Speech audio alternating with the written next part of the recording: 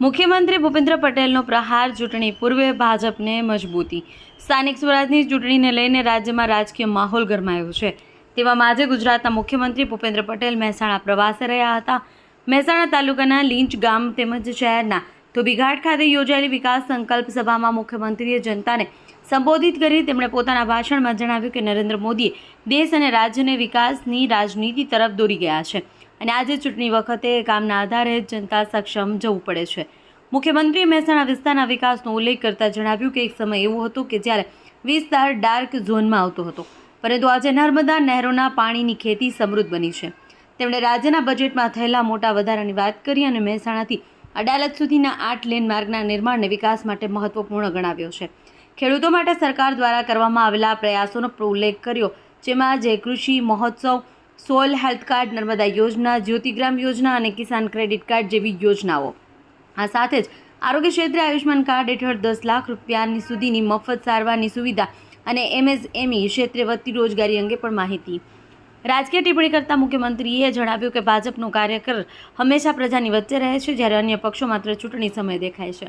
ઊંઝા તાલુકાની કહોડા જિલ્લા પંચાયત બેઠક સહિત કુલ 5 બેઠકો બિનહરીફ જાહેર થઈ છે, જ્યારે તમામ બેઠકો પર ભાજપના ઉમેદવારો વિજેતા બન્યા છે. ઊંઝા નગરપાલિકામાં પણ ભાજપને મોટો ફાયદો થયો છે. કુલ 36માંથી 22 બેઠકો પર ભાજપના ઉમેદવારો બિનહરીફ ચૂંટાયા છે. વિસનગર તાલુકામાં પણ ભાજપને મજબૂતી મળી છે. 3 બેઠકો બિનહરીફ જાહેર થઈ છે અને જિલ્લા તથા તાલુકા પંચાયતની કેટલીક બેઠકો પર હવે સીધી ટક્કર જોવા મળશે. વિસનગર નગરપાલિકામાં પણ 7 બેઠકો પર ભાજપ બિનહરીફ જાહેર થઈ છે.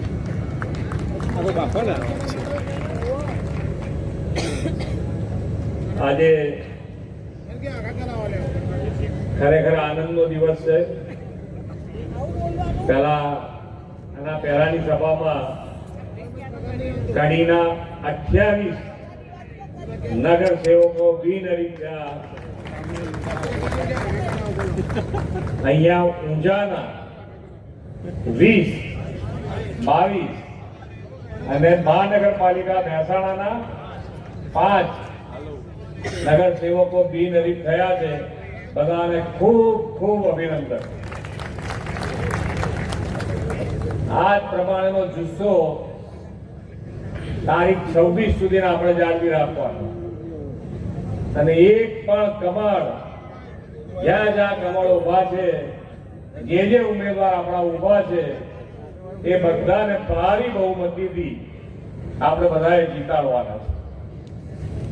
અને આ વખતે એવી રીતે જીતાડો કે બીજી વખત એ લોકોને એમ થાય કે હવે કઈ ફોર્મ ભરવા નથી જવું. આ વારે ઘડીએ આપણને હેરાનગતિ ઊભી થાય. એક તો પાછા એ લોકો ખેંચે અને આપણને એમ કહે કે તમે બળજબરી કરો છો. હવે 2-4 જણ હોય તો એને બળજબરી થાય. હવે આની અંદર તો આજે 600 ની ઉપર બિનહરીફ જાહેર થયા છે આપણા ત્યાં.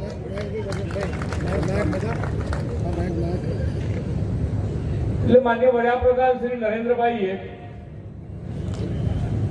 વિકાસની રાજનીતિ ઉપર પહેલા આપણા ત્યાં ઇલેક્શન આવે, ઇલેક્શન અને ઇલેક્શનમાં જે મુદ્દા આવતા હતા તો આપણને એમ થાય કે ઇલેક્શન પત્યા પછી બે ભાઈઓને એકબીજાની સામે બોલવાનો વ્યવહાર ના રહે એવા ઇલેક્શનો થતા.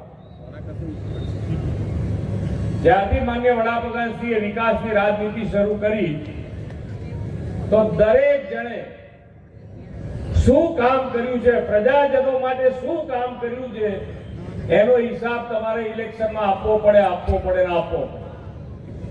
આજે હાર થવાનું કારણ છે વિપક્ષોનું.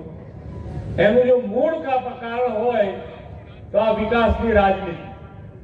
કારણ કે વિકાસમાં એમને બતાવું શું, ક્યાં બતાવું, શું બતાવું, શું કામ કર્યું, કેવી રીતે કર્યું એ બતાવી શકાય એવું છે ને એના કારણે એમનો પરાજય રોજ બરોજ વધતો જ જાય છે. એક સીટ વધવાની જગ્યાએ ઘટતી જ ગઈ અત્યાર સુધી. જુઓ તમે. અને આજે પણ તમે જુઓ, આના પહેલા જયારે ઇલેક્શન મહેસાણામાં આવ્યું હશે ત્યારે પણ જેટલા ઉમેદવાર ઉભા હશે, વિપક્ષમાંથી જે ઉમેદવાર બન્યા હશે, હારી ગયા પછી તમારી પાસે એક વખત આયા હોય તો તમે તમારી જાતે ચેક કરી લેજો. તે ફરી પાછા આજે ઇલેક્શન આવ્યું છે તો હવે આવશે પાછા કે ફરી અમને વોટ આપો. વચમાં કોઈ કામ કરવાનું નહીં, પ્રજાજનોને વચમાં નહીં રહેવાનું. આ ભારતીય જનતા પાર્ટી એક જ પાર્ટી એવી છે કે જે હર હંમેશ પ્રજાજનોની વચમાં રહી અને કામ કરવા ટેવાયેલી પાર્ટી છે. સુખ દુઃખ બંનેમાં પ્રજાજનોની વચ્ચે હંમેશા રહે. કેટલી જગ્યાએ આપણે હારી પણ જતા આપણો ઉમેદવાર હારી પણ ગયો હશે, પણ એ વિસ્તારમાં પણ આપણા સંગઠન દ્વારા પ્રજાજનોના કામ આપણે ચાલુ રાખીએ છીએ. એ આ ભારતીય જનતા પાર્ટીના કાર્યકર્તા છે. આજે વિકાસની વાત થતી હોય, મહાનગરપાલિકાનો દરજ્જો બન્યો હોય, દરેક જણની અપેક્ષા હોય કે મહેસાણા હવે આપણે કેવી રીતે આગળ વધારવું છે, કેવું આયોજનબદ્ધ રીતે આગળ વધારવું છે. એના માટેનું આયોજન અત્યારથી શરૂ કર્યું.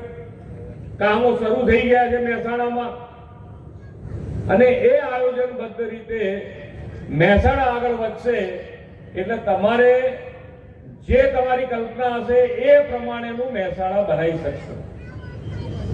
અને એના માટેની પહેલી મુખ્ય આધાર શું? તો પૈસા.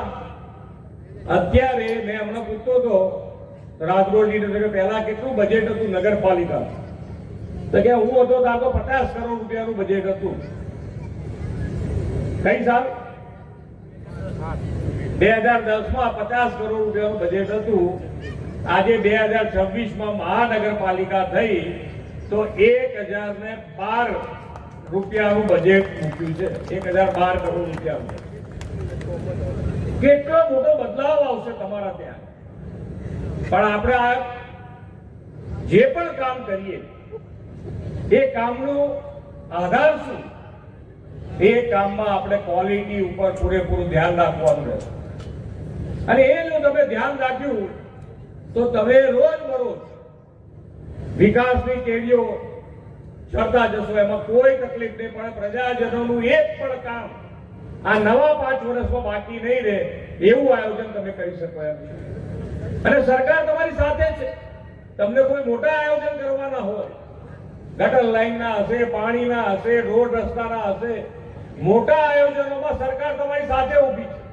તમને જ્યાં પૈસાની તૂટ પડશે ત્યાં સરકાર તમારી સાથે ઊભી રહી અને એ કામ પૂરું કરાવે. અને કર્યું છે, અત્યાર સુધી કામે કર્યું છે. અને એ કામના આધારે આજે આપણે વોટ લઈએ, જે પ્રમાણેનો વિશ્વાસ પ્રજાજનોએ આપણી ઉપર મૂક્યો અને એના પ્રમાણે એમને એમનું વળતર પણ આપ્યું. ખૂબ વિકાસના કામો કર્યા છે. પાણીની શું વ્યવસ્થા હતી મહેસાણા અને મહેસાણા વાસીઓને, પાણી માટેનું શું પરિસ્થિતિ હતી, કેવી પરિસ્થિતિ હતી, એમાંથી કેવી રીતે બહાર આવ્યા એ સમજાવવાનું ન હોય. પાણીની પરિસ્થિતિ આજે અહીંયા ડાર્ક ઝોન હતો, એની અંદરથી ઘરે ઘરે આજે પાણી આવતું થયું છે. આ આયોજન માન્ય વડાપ્રધાનશ્રીના નેતૃત્વમાં ગુજરાતે કર્યું. આવનાર સમયમાં જે મહાનગરપાલિકા બની છે એની અંદર રોડ રસ્તા હોય, હોસ્પિટલ હોય, બાગ બગીચા હોય, રમત ગમતનું મેદાન હોય કે શિક્ષણ માટેનું વ્યવસ્થા હોય, આ બધી જ વ્યવસ્થા સુચારે જો કરી શકશે તો એ મહાનગરપાલિકાના હિસાબે થવાનું. કારણ કે તમારા પૈસાની વ્યવસ્થા આની અંદર ખૂબ સારી, જે કીધું કે લગભગ 10 ગણો વધારો જમ્પ પૈસામાં તમારો થયો અને આયોજન થઈ રહ્યું છે. જ્યારે માન્ય વડાપ્રધાન શ્રી અહીંયા મુખ્યમંત્રી હતા અને 2005માં શહેરી વિકાસ વર્ષની શરૂઆત એમણે કરી. અને એ શહેરી વિકાસ વર્ષ તરીકે જયારે 2005માં ઉજવ્યું ત્યારે ગુજરાતનું બજેટ શહેરી વિકાસનું 752 કરોડ રૂપિયા હતું. અને આજે શહેરી વિકાસનું બજેટ 30,000 કરોડ રૂપિયા છે. 30,000 કરોડ રૂપિયા. મને ખબર છે ત્યાં સુધી હું જયારે અમદાવાદ મહાનગરપાલિકામાં હતો 2010માં, તો 2010 પહેલા 2002 થી 2005માં કોર્પોરેશનમાં એક મેઇન હોલ એટલે ગટરનું એક ઢાંકણું બદલવું હોય તોય કમિશનરની જોડે 10 ધક્કા ખાવ ત્યારે તમારું 1 ગટરનું ઢાંકણું મંજૂર કરે એ રીતની પૈસાની વ્યવસ્થા હતી. અમદાવાદ મહાનગરપાલિકાની વાત કરું અને આજે જે મેં અહીંયા હમણાં ઋષિકેશભાઈ કહેતા હતા એમ ફાઇનાન્શિયલ મેનેજમેન્ટ જે છે એનો મજબૂત પાયો માન્ય વડાપ્રધાનશ્રીએ ગુજરાતમાં નાખ્યો અને એના કારણે આજે આખા દેશમાં ગુજરાત નીતિ આયોગ પ્રમાણે નાણાકીય વ્યવસ્થાપનમાં આખા દેશમાં નંબર 1 પોઝિશન ઉપર ગુજરાત છે. શિક્ષણ અને શિક્ષણની વ્યવસ્થા કેવી હતી એ આપણે વાત કરીએ તો પહેલા ડ્રોપ આઉટ રેશિયો કેટલો હતો? 135-37 છોકરાઓ ઘેર નીકળી જતા. આ દાખલ થયા ના થયા અને ઘરે પાછા સ્કૂલ છોડી દે. આજે એની અંદર પણ ખૂબ મોટો બદલાવ શિક્ષણમાં પણ આવ્યો છે. આજે 2% એ રેશિયો રહ્યો છે. ડ્રોપ આઉટ રેશિયો 2% રહ્યો છે. એટલે ખૂબ લોકોને ભણવા પાછળ પણ શિક્ષણ પાછળ પણ આપણે ખૂબ ધ્યાન આપી અને એમાં આગળ વધ્યા છે. સ્વાસ્થ્યની વાત કરી. સ્વાસ્થ્યમાં અત્યાર સુધીમાં કોઈ દેશે આવી યોજના બનાવી નથી એવી યોજના માન્ય વડાપ્રધાન શ્રીએ આ આયુષ્યમાન કાર્ડની યોજના બનાવી છે. આખા વર્લ્ડમાં ક્યાંય આવી યોજના બની નથી. તેનો લાભ આજે કેટલા જણ લઈ રહ્યા છે તમે જુઓ તો ખરા. તમે જ્યાં આગળ તમે જશો, જે વોર્ડમાં જશો એ વોર્ડમાં તમારે કોઈકને આ કાર્ડનો લાભ લીધેલો વ્યક્તિ મળશે. રોજે રોજ મળશે. રોજે રોજ એનો લાભ લીધેલો કોઈ વ્યક્તિ તમને મળશે. આ એટલી મોટી યોજના છે અને આપણે ઈચ્છીએ નહીં કે કોઈ પણ બીમાર પડે, પણ બીમાર પડે તો એને કોઈ ચિંતા ના રહે એવું આયોજન આ આયુષ્યમાન કાર્ડ થકી થયું છે. જે કેન્દ્ર સરકારે 5 લાખ હતા, ગુજરાત સરકારે 10 લાખ કરી દીધા છે. અને જે જાહેરાતો જુઓ છો કે સૌથી પહેલી જાહેરાત કે ભાઈ અમે કરી, એ લોકોને ખબર નથી કે ગુજરાત એનો અમલ કરવાનું શરૂ કરી દીધા પછી તમે જાગ્યા છો. 10 લાખની આપણે જાહેરાત ક્યારની 1 વર્ષની ઉપર થયો છે ને. 10 લાખ 5 લાખની જગ્યાએ 10 લાખ રૂપિયા ગુજરાત સરકાર આપે છે. અને કોઈ માદું પડ્યું હોય તો સરકારી હોસ્પિટલ સિવાય પ્રાઇવેટ હોસ્પિટલમાં પણ એ પોતાની ટ્રીટમેન્ટ કરાવી શકે અને ઘરે જતી વખતે સરકાર 300 રૂપિયા આપે અને ઘેર સુધી મૂકી આપે. આ આયોજન માન્ય વડાપ્રધાનશ્રીએ કર્યું છે. જનજનની સુખાકારી માટે વિકસિત ભારતની વાત એમને નથી થતી. વિકસિત ભારત માટે વિકસિત ગુજરાત, અને વિકસિત ગુજરાત ક્યારે શક્ય બને કે જ્યારે નાનામાં નાનો માણસ, સેવાળાનો માણસ પણ મુખ્ય પ્રવાહમાં આવશે, મુખ્ય ધારામાં આવશે, ત્યારે આપણે વિકસિત ગુજરાત બનાવીશું. અને એ વિકસિત ગુજરાત બનશે તો વિકસિત ભારતની વાત છે. એટલે આપણે સૌ સાથે મળી અને જો કામ કરીશું, આયોજનબદ્ધ રીતે કામ કરીશું. મેં આજની પહેલી સભામાં પણ કીધું, અત્યારે પણ કહું છું કે તમારે જેટલા કામ હોય એટલા કામ આયોજનબદ્ધ રીતે અમારી પાસે લઈને આવો. તમારા કામો મંજૂર કરીને તમને જેટલા બને એટલા ઝડપથી પાછા આપો.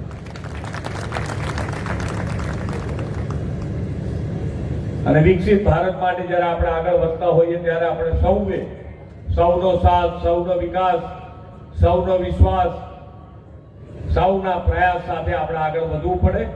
અને આ સૌથી વધુ લીડ જો કોઈ લેશે વિકસિત ભારત માટે તો એ ગુજરાત લેશે. એમાં આપ સૌનો સાથ અને સહકાર રહેવાનો છે.